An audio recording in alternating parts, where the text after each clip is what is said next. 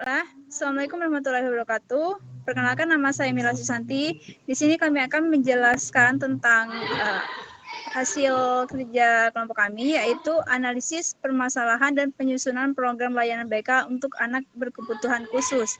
Nah, untuk studi kasusnya, kami mengambil salah satu anak yang ada di desa R. Kami taruh inisial R. Nah, anak ini memiliki inisial nama N. Usianya itu sekitar 14 tahun, berjenis kelamin laki-laki. Nah, anak tersebut terindikasi bahwa mengalami speech delay ketika diketahui saat anak itu berusia 6 tahun, dia tidak bisa menyampaikan kata-kata itu dengan jelas atau sulit untuk mengungkapkan apa yang ingin dia ungkapkan gitu loh. Nah, sampai di usia dia yang ke-14 tahun masih tetap sama masalahnya. Nah, untuk perilakunya, untuk ciri-cirinya itu yang pertama itu salah satunya itu berbicara dengan kata yang tidak jelas dan tidak lancar. Nah, ketika dia bisa ngomong, tapi pas dia ngomong itu bahasanya itu kayak aneh aja gitu, kayak nggak tepat gitu. Misalkan kayak menyebut kata mau, dia biasanya nggak semuanya itu kesebut huruf-hurufnya. Nah, setelah itu komunikasi yang dilakukan dengan orang lain tidak lancar, kayak tadi agak terbata-bata. Selanjutnya itu adalah anak lebih merespon dengan gerakan tubuh. Misalkan kalau orang ngomong itu biasanya dia lebih kayak merespon kayak mau ngangguk atau enggak kayak gimana gitu.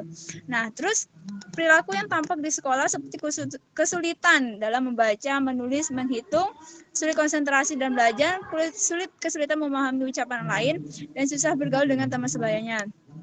Nah, untuk membaca menulis, dia ini tahu ya teman-teman, tapi kayak gimana ya, dia itu membaca misalkan kayak huruf A yang disambung itu dia udah kayak susah.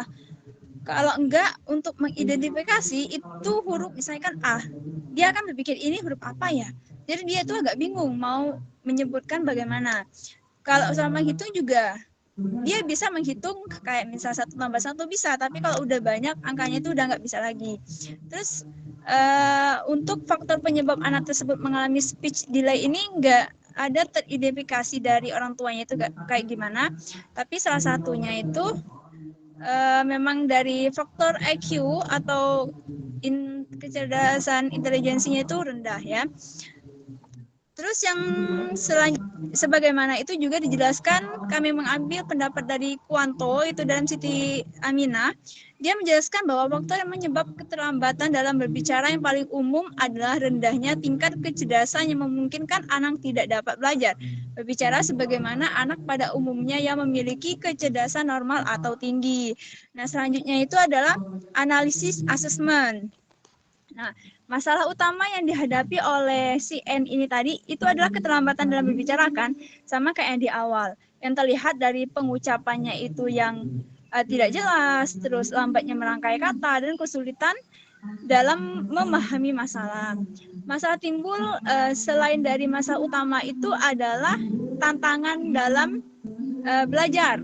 Ada juga kesulitan kurang fokus saat belajar, serta isu sosial seperti misalnya kayak merasa canggung kalau mau ngomong sama orang, karena kan dia kan nggak terlalu bisa ngomong gitu kan, bukan nggak bisa, kayak tersendak-sendak, jadi kayak dia tuh merasa agak minder gitu loh. Nah, penyebab utama yang keterlambatan dari bicara pada N ini sudah saya jelaskan di atas, itu karena memang kecerdasannya yang rendah, bukan karena faktor dari lingkungan atau keluarganya. Karena kalau dari faktor keluarga, terutama ibu, dia sangat mensupport anaknya itu untuk kayak berobat lah ke sana ke sini, tapi emang ya nggak ada perubahan. Terus faktor yang memperburuk situasi ini dapat berkaitan dengan stimulasi pendidikan sejak usia dini, ya yang tadi ya. Ada juga faktor yang mempengaruhi selain yang tadi, sebenarnya nggak terlalu signifikan, cuman ada sedikit. Itu juga dengan komunikasi dengan teman sebaya. Terus meskipun si N ini mengalami kendala dalam berkomunikasi, N ini memiliki potensi gitu loh untuk menjadi kekuatan dalam layanan BK lah.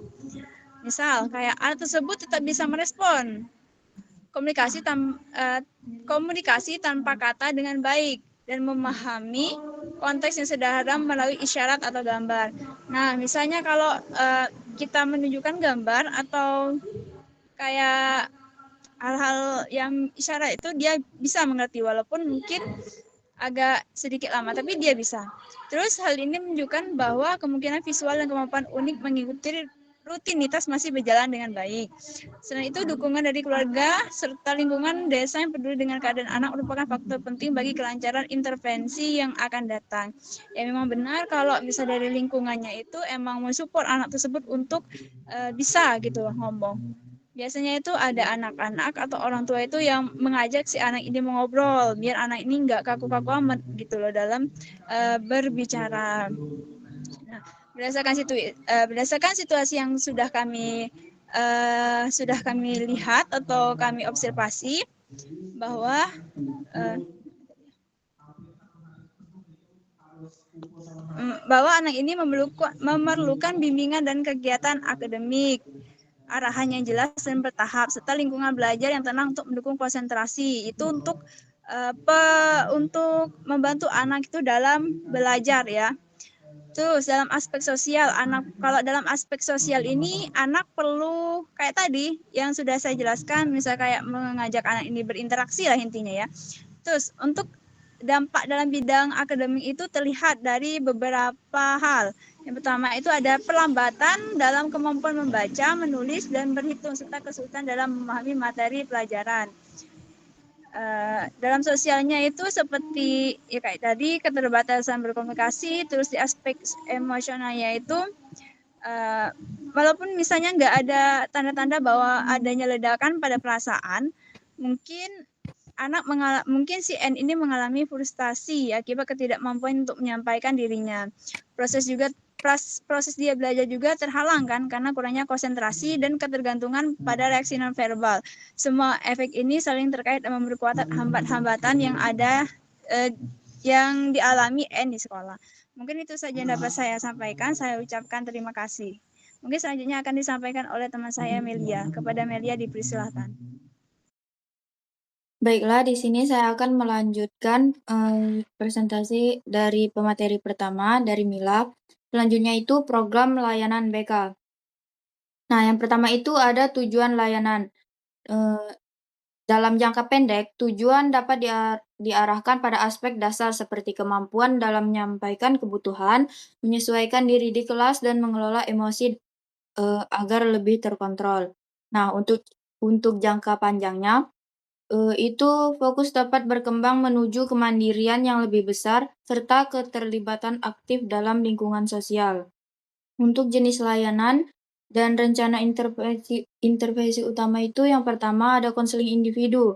Nah, berdasarkan pendapat Prayitno dan Erman Amti dalam Jum Anidar, konseling individu merupakan suatu proses di mana seorang profesional atau konselor memberikan dukungan melalui sesi wawancara kepada seseorang yang mengalami masalah atau biasa disebut sebagai konseling. Nah, dalam konseling individu ini, langkah yang dilakukan dalam konseling ini yaitu konselor membangun suasana nyaman dengan mengamati cara anak merespon ketika diajak berkomunikasi. Terus mengamati bagaimana anak menyampaikan maksud, baik itu menggunakan suara, gerakan, atau kata-kata yang tidak jelas. Nah, dalam konseling individu ini, konselor dapat menggunakan teknik play terapi sederhana dengan media atau alat bantu visual seperti kartu gambar untuk mengungkapkan dan untuk membantu anak menjawab pertanyaan ketika konselor memberikan pertanyaan. Selain itu, konselor juga dapat menggunakan kartu emosi untuk mengenalkan perasaan dan melatih anak menunjuk kartu sesuai dengan kondisi yang dirasakan. Selanjutnya, konselor mencatat perilaku selama sesi konseling, seperti perilaku, respon, dan perkembangan bahasa anak dalam proses konseling individu ini. Selain itu, untuk nah, konselor dapat menjalankan layanan konseling itu di ruangan khusus, misalnya seperti ruangan BK. Selanjutnya itu, jenis layanan kedua yang digunakan yaitu kolaborasi antar guru dengan orang tua.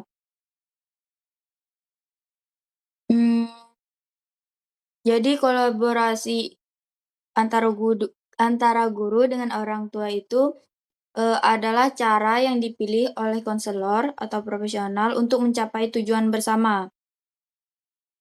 Dalam kolaborasi antara orang tua dan guru ini, eee, langkah yang diambil yaitu konselor atau pendidik, itu mengajak orang tua dari klien itu untuk bekerja sama dalam menerapkan gimana ya, kayak, misalnya biar membantu melatih anak itu. Jadi kan setelah dilakukan misalnya konseling di sekolah nih, sudah eee, apa tadi, diterapkan teknik play terapi sederhana seperti bantuan visual, kartu gambar atau kartu emosi. Nah, ketika dilakukan kolaborasi antara guru dengan orang tua ini, guru itu mengajak orang tua untuk menerapkan teknik yang sama lagi di rumah. Jadi supaya, nggak cuma di sekolah gitu. Apa, agar rangsangan anak itu konsisten. Jadi diterapkan di rumah, diterapkan di sekolah. Nah, selanjutnya, evaluasi dan rencana tindak lanjut. Evaluasi dilakukan untuk menilai seberapa efektif layanan BK yang diberikan melalui konseling individu, kerjasama antara guru dan orang tua. Nah, dalam evaluasi ini, respon anak selama sesi konseling dicatat, kemampuan mengikuti instruksi yang sederhana diperhatikan, serta kemajuan komunikasi dengan menggunakan media visual, ditambah perubahan perilaku sosial di lingkungan sekolah. Indikator keberhasilan meliputi peningkatan respon komunikasi anak, peningkatan penggunaan kartu gambar atau kata-kata sederhana, perbaikan dalam memahami instruksi 1 hingga 2 langkah, serta serta pengurangan frustasi ketika komunikasi. Jika indikator kemajuan yang positif menunjukkan kemajuan yang positif, program layanan dapat diteruskan dengan meningkatkan tingkat latihan komunikasi dan stimulasi sosial.